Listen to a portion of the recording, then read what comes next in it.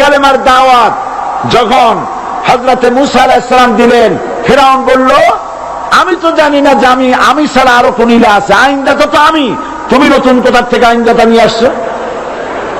ফিরআউন বলছে, দেখো আমারে বাদ দিয়া যদি অন্য কাউকে ইলাহ বলে তুমি মানো, আর সেই শিক্ষা যদি যে জাতিকে দাও, তাহলে আমি তোমাকে ধরে লাআজআলান্নাকা মিনাল মাসজুনিন, আমি তোমাকে কারারুদ্ধ করব, আমি তোমাকে জেলখানায় ঢুকিয়ে দেব।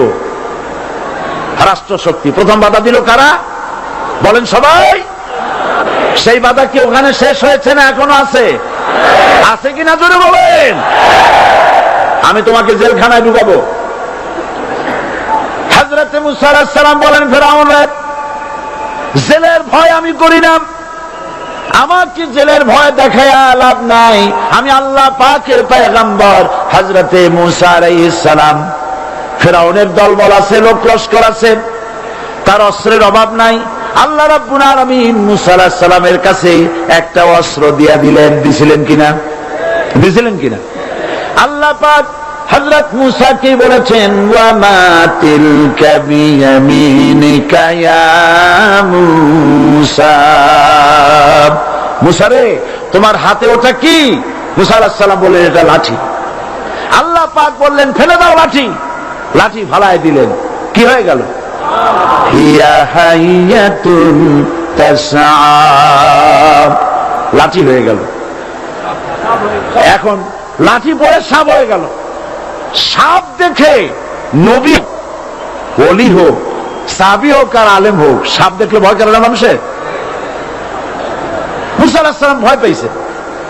আল্লাহ রাব্বুল আলামিন হযরত মুসাকে শোনায় দিলেন, খুযহা ওয়া লা তাখাফ সানুঈদুহা সিরাতাহাল উলা,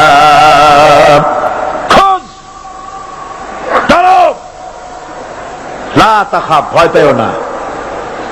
আল্লাহ বলছেন ধরো, ভয় পেও না। ধরার সঙ্গে সঙ্গে স্বাভাবিক অবস্থায় ফিরে আসবে, আবার লাঠি হয়ে যাবে। এখন আল্লাহ বলছেন ধরো, মুসা আলাইহিস সালাম কি ভয় পাওয়া উচিত হবে? উচিত হবে? মুসা আলাইহিস সালাম কি ভয় পাইছিলেন?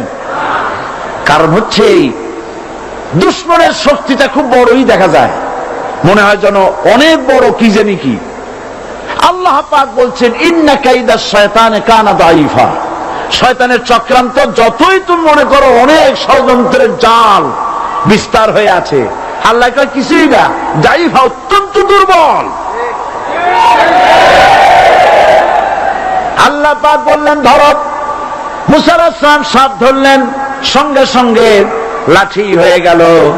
ফিরআউন বরদাস্ত করল না, রাষ্ট্রশক্তির পক্ষ থেকে আক্রমণ শুরু হলো। অপরাধ কি? মুসা আলাইহিস সালামের অপরাধ কি? কি অপরাধ? মাশাআল্লাহ, বুঝতে পেরেছেন। অপরাধ হচ্ছে তিনি বলেছেন লা ইলাহা, জোরে বলেন লা ইলাহা ইল্লাল্লাহ। এই কালেমাকে আজ আমরা ভিক্ষার বুলি বানাইছি। এটা হলো সার্বভৌমত্বের বুলি, এটা হচ্ছে আল্লাহ পাকের সার্বভৌমত্বের কথা। আজ আমরা মানুষের কাছে আমরা শুনি, মানুষেরা ভিক্ষা চায়, লা ইলাহা ইল্লাল্লাহ, এক মুঠ চাউল দেন, লা ইলাহা ইল্লাল্লাহ 10 খান পাই দেন। এই হচ্ছে কালেমার জিকির। আবার কেউ কেউ জিকির করতেছে লা ইলাহা আস্তে, ইল্লাল্লাহ জোরে, এবং জোরে কলব সাফ করে, কলব তাতে থাকলেও পারে গেলেও পারে। এই কালেমার জার, এর আঘাত পয়গম্বররা মেরেছেন। হযরত মুসা আলাইহিস সালাম যখন বলেছেন লা ইলাহা ইল্লাল্লাহ, এই ধাক্কা ফিরআউন বরদাস্ত করতে পারে নাই। দরিয়ায় নীলের ভিতরে আল্লাহ পাক ডুবাইয়ে শেষ করে দিয়েছেন, দেন নাই? হযরত মুসা আলাইহিস সালাম তার উম্মতেরা দরিয়ার পাশে বসে দ্বীনি কথাবার্তা বলতেছেন। এমন সময় ফিরআউন, তার শত্রু হচ্ছে মুসা আলাইহিস সালাম। শত্রু কেন? মুসা কি ফিরআউনের পাকা ধানে মই দিয়েছে নাকি? বলেন আপনারা। তার হালের গরু পিটায় মারছে নাকি? অপরাধ হলো তিনি আল্লাহর জমিনে আল্লাহর আইন প্রতিষ্ঠার কথা বলেছেন। এই শুধুমাত্র এই অপরাধে ফিরআউন তার দলবল নিয়ে 3 দিক থেকে আক্রমণ করেছে। মুসা আলাইহিস সালামের উম্মতেরা ভয় পেয়ে গেছেন। তারা বলছেন ইন্না লামুদরাকুন, আমরা পাকড়াও হয়ে গেছি। 3 দিকে সারাশি আক্রমণ, 3 দিকে শত্রু, একদিকে দরিয়া, পালাবার রাস্তা আছে? হযরত মুসা আলাইহিস সালাম ভয় পেয়ে গেলেন, সারেন্ডার করলেন না। হযরত মুসা আলাইহিস সালাম বললেন কাল্লা, কখনো নয়, ভয় পাওয়ার কোনো কারণ নাই। রব্বি সায়াহদিন, অবশ্যই আমার রব আমার জন্য রাস্তা করে দিবেন। ভয় পাইও না, আমার রব রাস্তা করে দিবেন। আল্লাহ রাব্বুল আলামিন হযরত মুসা আলাইহিস সালামকে অর্ডার করলেন, হাতের লাঠি দিয়া দরিয়ার উপরে আঘাত করো। হযরত মুসা আলাইহিস সালাম দরিয়ার উপরে আঘাত করলেন। রাস্তা ছিল দরকার একটার, এক বাড়িতে আল্লাহর হুকুমে লাঠি দিয়ে একটি আঘাত করার সঙ্গে সঙ্গে হযরত মুসার তার সঙ্গী সাথী দরিয়া পার হওয়ার জন্য দরিয়ার মধ্যে দিয়ে আল্লাহ 12টা রাস্তা পয়দা করে দিলেন। সে আল্লাহ আছে না নাই? এত আসতে বলেন কেন? ভয় পাওয়ার কারণ আছে? রাষ্ট্র শক্তি বাধা দিয়েছে সমস্ত নবীদেরকে। কেন? নবীদের চরিত্র খারাপ? জোরে বলেন, নবীদের চরিত্র খারাপ? নবীদের চাইতে মাসুম বেগুনাহ উন্নত চরিত্রের মানুষ আল্লাহর আকাশের নিচের জমিনের উপরে আর হয় নাই। তোমরা যে সামনে তাদের পিছনে দৌড়াও, অমুকের সৈনিক, নেতা নেতা করে মরো, এইসব নেতা যাদের পিছনে দৌড়াও, এই নেতাগুলি, আমি জিজ্ঞেস করি আপনাদেরকে, এই নেতাগুলি জীবনে একবারও জেনা করে নাই? এ ব্যাপারে অনুসারীরা আপনারা কি নিশ্চিত? মিথ্যা কথা জীবনেও কয় নাই, প্রতারণা করে নাই, ঠাট্টা করে নাই, বিদ্রুপ করে নাই, মদ খায় নাই, মানুষ হত্যা করে নাই। কিসের নেতা? নেতা হচ্ছেন সেই ব্যক্তি যিনি বলেছেন, ও আমার স্ত্রীরা, ও আমার সাহাবীরা, রাতের আধারে আমার মধ্যে যা আচরণ দেখতে পাও, দিনের আলোতে আমার মধ্যে যা দেখতে পাও, সবগুলি খুলে খুলে মানুষের কাছে বলে দাও। তার নাম বিশ্বনবী মুহাম্মদ রাসূলুল্লাহ সাল্লাল্লাহু আলাইহি ওয়াসাল্লাম।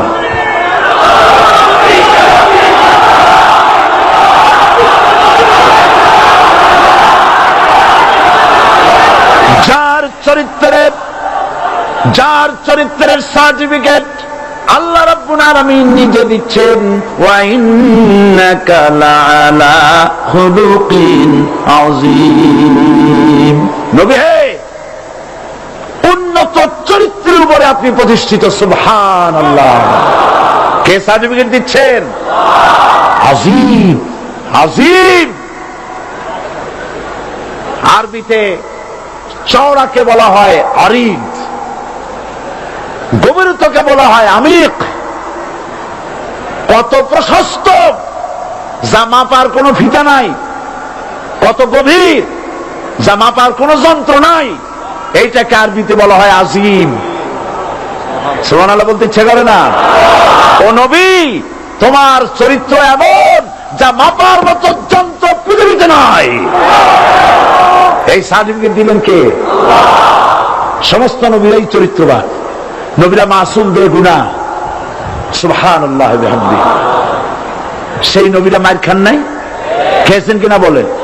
কারা মেরেছে? রাষ্ট্র শক্তি। কারা মেরেছে? কারণ নবীরা বলেছেন লা ইলাহা ইল্লাল্লাহ। পড়েন সবাই, লা ইলাহা ইল্লাল্লাহ। আপনিও যদি নবীদের মতো, সাহাবীদের মতো বুঝা এই কলেমার দাওয়াত দেন, বাধা আসবেই। বোঝাবুঝির ব্যাপার, বুঝতেই সারল। কত মাহফিল হয় বাংলাদেশে, হয় না? কোনো বাধা নাই, ঠিক কিনা? কত পূজা হয়, পার্বণ হয়, গান হয়, থিয়েটার হয়, গুণাগার বিবির গান হয়, কত কিছু হয়। কোনো বাধা আছে? তাফসীরের মাহফিলে বাধা। কারণ ওরা বুঝতে পেরেছে এ তাফসীরের মাহফিলে গাজীর গীত হয় না, এ তাফসীরের মাহফিলে আল্লাহর সার্বভৌমত্ব কায়েমের আন্দোলন চলে।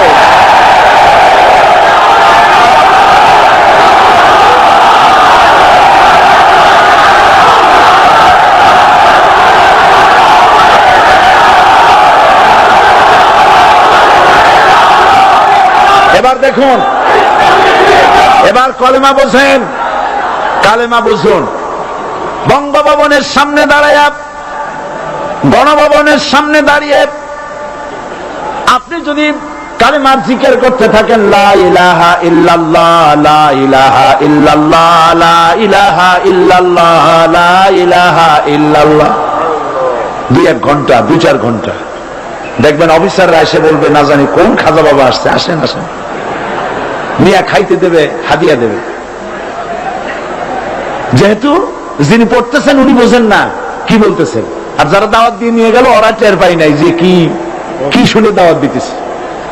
কিন্তু আপনি যদি বঙ্গভবন, গণভবন, সেক্রেটারিয়েট আর পার্লামেন্ট এর ভিতরে ঢুকে যদি বলেন, কোন মানুষের তৈরি করা আইন মানি না, কোন সরকারের সার্বভৌমত্ব স্বীকার করি না, কারো বিধান মানি না, কারো তৈরি করা আইনের সামনে মাথা নত করি না, আল্লাহ ছাড়া কারো বিধান মানি না, হাদিয়া আসবে, খাইতে দেবে, পকেটে টাকা দেবে, খাওয়াবে এক জায়গায় নিয়ে, কোন জায়গায়? লাল দালানে। বুঝাবুঝি পয়গম্বরেরা দাওয়াত দিয়েছেন আয়াতুল কুরসি ফরজ নামাজ পড়িয়া। দেখছি অনেকেই জামার বুতাম টুতাম খুলিয়া তারপরে জোরে একটা ফু দেন, অসুবিধা নাই, ফু আপনি দেন, কিন্তু কি পড়ে ফু দিচ্ছেন আপনি কি বুঝছেন কিছু? সুবহানাল্লাহ। বুঝলি কি এই চেহারা হয়? এতগুলো মানুষ লাগে নাকি বিপ্লব করতে, কালেমার রস কায়েম করতে? 313 জন মুসলমান যথেষ্ট পৃথিবীতে।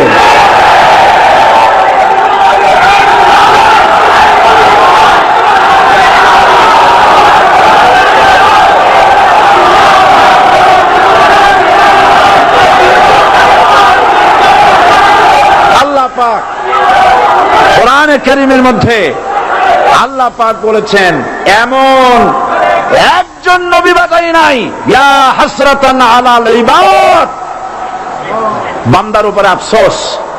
আহারে, কে বলতেছেন? আমার আল্লাহ। বলেন আমার আল্লাহ। তিনি আফসোস করছেন, আফসোস। একজন পয়গম্বর এমন পাঠাইলাম না, একজন রাসূল পাঠাইলাম না যার সাথে এরা ঠাট্টা করে নাই, বিদ্রুপ করে নাই, পাগল বলে নাই, মানে নাই।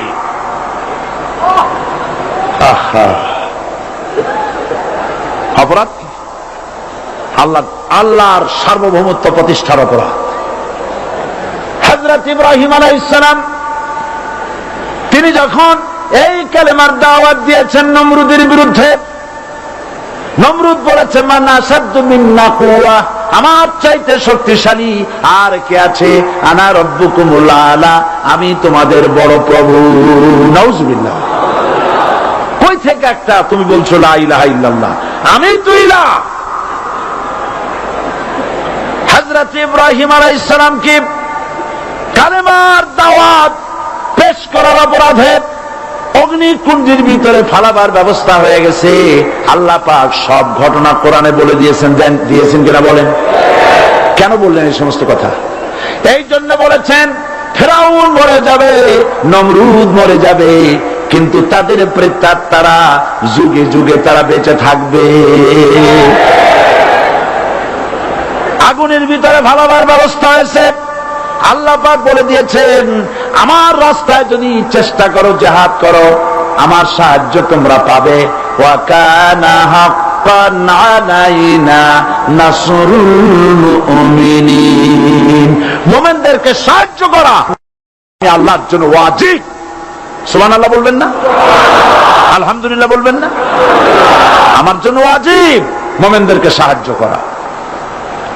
ইব্রাহিম আলাইহিস সালামকে আগুনে ভালানো হচ্ছে। হযরত জিবরাইল বলেন, ইব্রাহিম তোমাকে আগুনের ভিতরে ফেলানো হতেছে, আমার কাছে সাহায্য চাও, আমি তোমারে বাঁচায় দেব। হযরত ইব্রাহিম আলাইহিস সালাম তিনি বললেন, জিবরাইল, আমার পরীক্ষা চলতেছে, আমাকে ডিস্টার্ব করো না, আমি তোমার কাছে সাহায্য কেন চাইব? আমি তো এমন কোন অন্ধ আল্লাহর ইবাদত করি না যিনি তার বান্দার দুঃখ দুর্দশা নিজের চোখে না দেখেন। পরীক্ষা পাস করছে না? পাস করছেন কিনা? হযরত ইব্রাহিম বলেন, শোনো জিবরাইল, আমি যদি আগুনের ভিতরে পড়ে যাই আর আগুনে পুড়ে যদি ভস্ম হয়ে যায়, আমার আল্লাহ যদি এতে খুশি হন, তাহলে আমি আমার রব্বুল আলামিনকে খুশি করার জন্য এভাবে 1000 বার পড়তে আমি রাজি আছি। ইব্রাহিম আলাইহিস সালাম আগুনের ভিতরে পড়ে গেলেন। আল্লাহ রব্বুল আলামিন আগুনের প্রতি নোটিশ করে দিলেন, ইয়া নারু কুনি বারদাও ওয়া সালামান আলা ইব্রাহিম। আগুন, আমার ইব্রাহিমের জন্য শান্তিদায়ক ঠান্ডা হয়ে যা। ইব্রাহিম আলাইহিস সালাম চলছেন, পুড়ে গেছেন। নমরুদ তার প্রাসাদের ছাদে বসে ইব্রাহিম আলাইহিস সালামের পোড়া দৃশ্য দেখে আনন্দ করবে, আগুনের দিকে তাকায় দেখে ইব্রাহিম আরামে বসে আছেন। পোড়া তো দূরের কথা, জামাও পড়ে নাই। ও ডাক দিয়া বলে, রে আগুন, গোটা জাতি নিয়ে তোর পূজা করলাম, আমার দুশমন কেন জ্বালাইতে পারিস না? তোর জ্বালানোর শক্তি কি নষ্ট হয়ে গেছে নাকি? আগুনের ভিতর থেকে আওয়াজ বেরিয়ে এলো, নমরুদ, আমার ভিতরে দাহ্য শক্তি, জ্বালানোর শক্তি আছে কি নাই যদি প্রমাণ করতে চাও, টেস্ট করতে চাও, তুই নিজে আয়, তোরে সুদ্ধা তাম দুনিয়া জ্বালাই দিতে পারি, ইব্রাহিমের এক গাছা পশম জ্বালাইতে পারি না।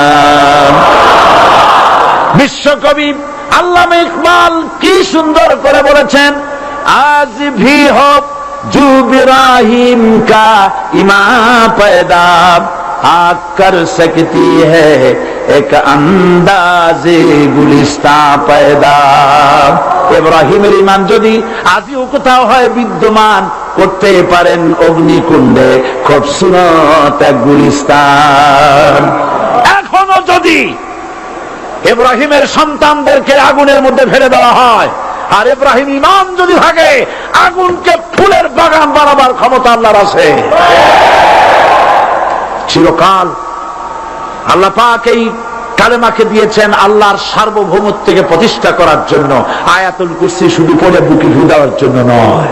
পড়েন আমার সাথে, আল্লাহু লা ইলাহা ইল্লা হুয়াল হাইয়ুল কাইয়্যুম। দুনিয়ার সমস্ত পয়গম্বর অত্যাচারিত হলেন, শুধু তাই নয়, বিশ্ব নবী আখেরি জামানার পয়গম্বর নবী মুহাম্মদ রাসূলুল্লাহ সাল্লাল্লাহু আলাইহি ওয়াসাল্লাম জাতির কাছে আসলেন।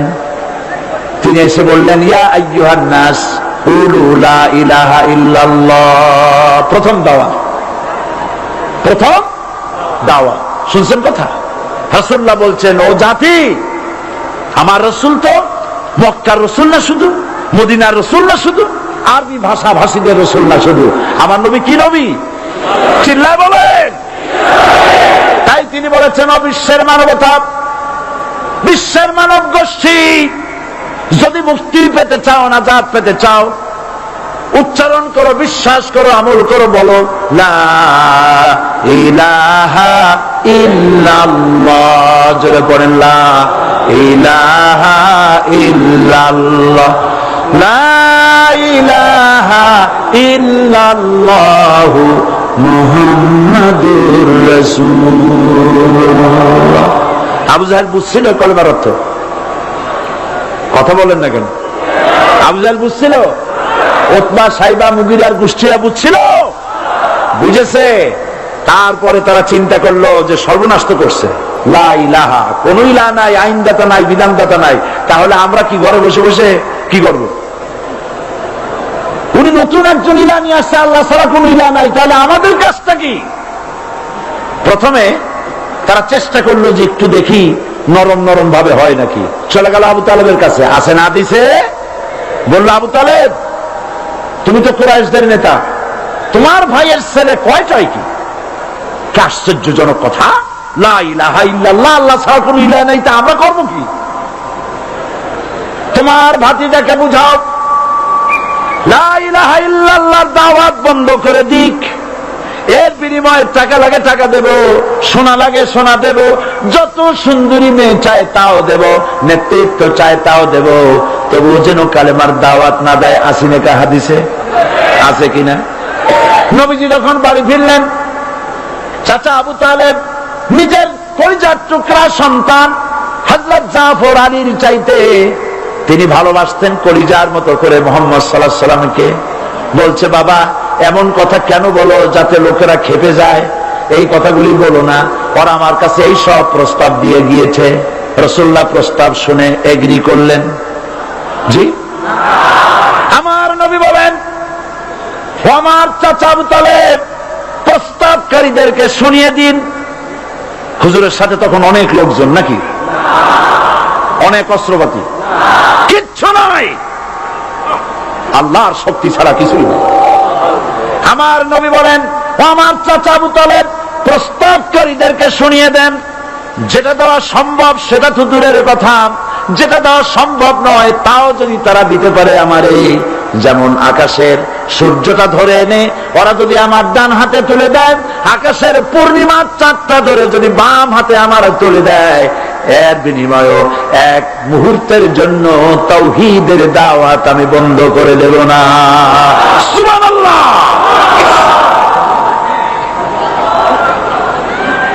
রাসূল করিম সাল্লাল্লাহু আলাইহি ওয়াসাল্লাম তাদের এই প্রস্তাবকে যখন গ্রহণ করলো না, কাফেরেরা বুঝলো, আমি আগেই বলেছি 3 শ্রেণীর লোক বাধা দিয়েছে। কয় শ্রেণী? প্রথম শ্রেণী কি? রাষ্ট্র শক্তি, তাদের হাতে অস্ত্রপাতি তো খুব শক্তি, আর তারা একবার ক্ষমতায় যায় ওরা মনে করে এই ক্ষমতা থেকে আমাদেরকে কেউ নামাইতে পারবে না। বিংশ শতকের শ্রেষ্ঠ মুজাদ্দিদ আল্লামা সৈয়দ আবু দাওয়া মওদুদী রাহমাতুল্লাহ আলাইহি তিনি এক জায়গায় লিখেছেন, স্বৈরাচারীরা তার পতনের সমস্ত ছিদ্র বন্ধ করে, কিন্তু একটা ছিদ্র বন্ধ করতে পারে না, মনের ভুলে সে ছিদ্রটা থেকেই যায়, যেই ছিদ্র দিয়ে আসলে তার পতনটা হবে। ক্ষমতায় গিয়ে মনে করে চিরকাল ক্ষমতায় থাকবো। ভারতের প্রধানমন্ত্রী পণ্ডিত জওয়াহরলাল নেহেরু রাঁচি পাগলাগারদে গিয়েছেন, মেন্টাল হসপিটাল। পাগলেরা নেহেরুকে দেখে আশ্চর্য হয়ে গেছে, এত সুন্দর মানুষ, মাথায় কেষ্টে টুপি, গায়ে শেরওয়ানি, মুসলমানি ড্রেসই আলাদা, যদিও তিনি হিন্দু ছিলেন, পরেছেন মুসলমানি ড্রেস। শেরওয়ানি কাদের পোশাক? কাদের পোশাক? হাতে ছড়ি নিয়ে হাঁটা, স্টাইল করে, সুন্দর পাজামা, সুন্দর টুপি, সুন্দর সাজসজ্জা করে, মুসলমানদের ড্রেস। এই ড্রেস পরে তিনি গিয়েছেন, সবসময় যে ড্রেস তিনি পরতেন। পাগলেরা জিজ্ঞেস করছে তুমি কে গো? উনি বলছেন আমারে চেনো নাই, আমি ভারতের প্রধানমন্ত্রী পণ্ডিত জওয়াহরলাল নেহেরু। পাগলেরা বলছে ও সেই কথা, আমরাও যখন হসপিটালে আসছিলাম এই তোমার মতো লম্বা লম্বা কথা আমরাও বলছি, থাকো আমাদের সাথে কিছুদিন, তোমার মাথাও ঠান্ডা হয়ে যাবে।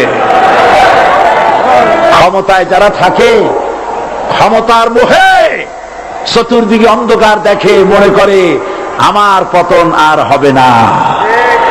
কিন্তু তোমাকে বুঝিবে যে গোকুলে বাড়ি শেষে গাড়ির চাকা সব সময় উপরে থাকে না, গাড়ির চাকা সব সময় উপরে থাকলে গাড়ি তো চলবেই না, গাড়ির চাকা ঘোরে বলেই তো গাড়ি চলে। সুতরাং এই উপরে তোমার চাকা উপরে এখন আছে বলে, তোমার দলের চাকা উপরে আছে বলে যারা মানুষের উপরে জুলুম করছো, আলেমদেরকে ধরতেছো, মুসল্লিদেরকে ধরে ধরে জেলে ঢুকাচ্ছ, সময় আসবে এমন ইন্দুরের গর্ত অপমানা ফেলবার জন্য।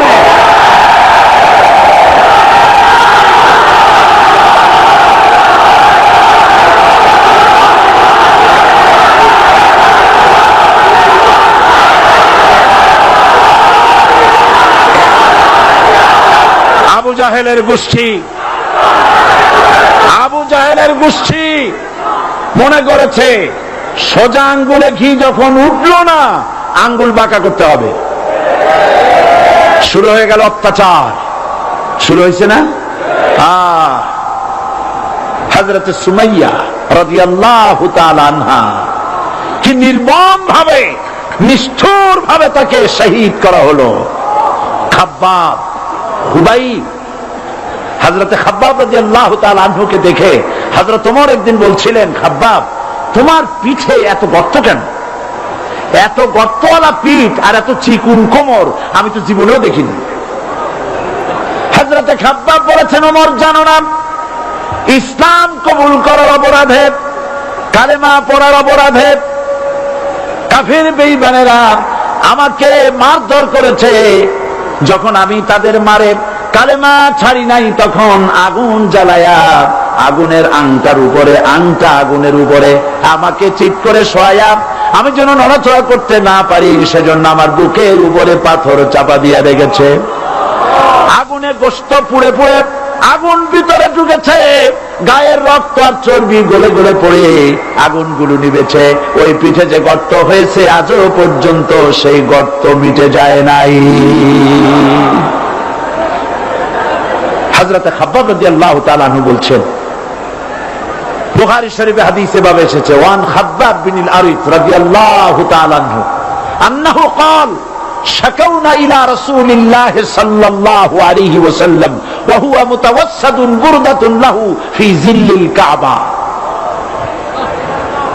আমি গেলাম রাসূলুল্লাহর কাছে, যে দেখি হুজুর বাইতুল্লাহ শরীফের ছায়ায় আরাম ফরমাচ্ছেন। আমি কাছে গিয়ে বললাম, আলা তাস্তানসিরু লানা আলা তাদউ লানা ইয়া রাসূলুল্লাহ, হে রাসূল আপনি কি আমাদের জন্য দোয়া করবেন না? আপনি কি আমাদের জন্য আল্লাহর কাছে সাহায্য প্রার্থনা করবেন না? মার খেয়ে খেয়ে তো শেষ হয়ে গেলাম। শুনতেছেন আপনারা? আল্লাহর নবী উঠে বসলেন, বললেন, খাব্বাব শোনো, তোমাদের আগে যারা এই পৃথিবীতে এসেছিলেন দ্বীনের দাওয়াত দেওয়ার জন্য, সমকালীন রাষ্ট্র শক্তি তাদেরকে ধরত, ফায়ুখাজুর রাজুলু ফায়ুহফারু লাহু ফিল আরদ, তার জন্য তারে ধরে নিয়ে মাটির মধ্যে গর্ত করত, ফায়ুজআলু ফিহা, এরপরে সেই গর্তের ভিতরে তাকে কোমর পর্যন্ত গেড়ে দিত। সুম্মা ইউতা বিল মানশার, এরপরে করাত আনা হতো, ফায়ুদাউ আলা রাসিহি, এরপরে করাতটা মাথার উপরে রাখা হতো, ফায়ুজআলু নিসফাইন, এরপরে করাত দিয়া চিরে চিরে জীবিত মানুষটাকে দ্বিখণ্ডিত করে ফেলে দিত। মা ইয়াসুদ্দুহু যালিকা আন দীনি, এত কষ্ট দেওয়ার পরেও, এত জুলুম করার পরেও দ্বীনের দায়ীদেরকে এক চুল পরিমাণ আল্লাহর রাস্তা থেকে তারা সরাই দিতে পারে নাই। ওয়াল্লাহি, ও খাব্বাব, আমি আমার আল্লাহর নামে কসম করি। মুসলমানকে কসম করতেছে আল্লাহ রাসূল, আমি আমার আল্লাহর নামে কসম করি, ওয়াল্লাহি লা ইউতাম্মান্নাল্লাহু হাযাল আমর হাত্তা ইয়াসির রাকিবু মিন সানা ইলা হাযরামাউত।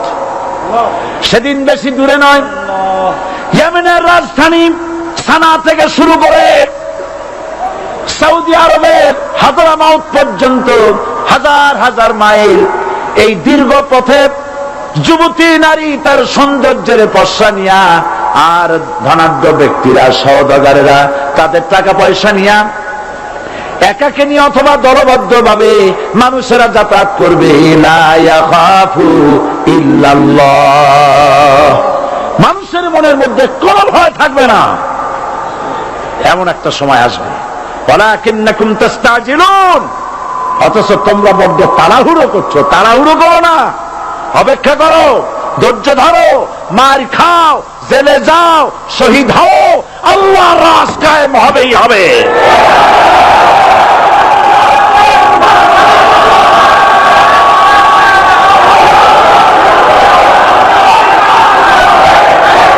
বিল্ডিং থেকে শিক্ষা গ্রহণ করুন, বিল্ডিং, ইমারত, দালান থেকে শিক্ষা গ্রহণ করুন। এই যে দালান আছে না পাশে, দেখতে পাচ্ছেন? এই দালান কি দিয়ে তৈরি করা হয়েছে বলেন? ইট। সমস্ত ইটেরা যদি ধর্মঘট করত, আমরা কেউ মাটির তলায় যাব না।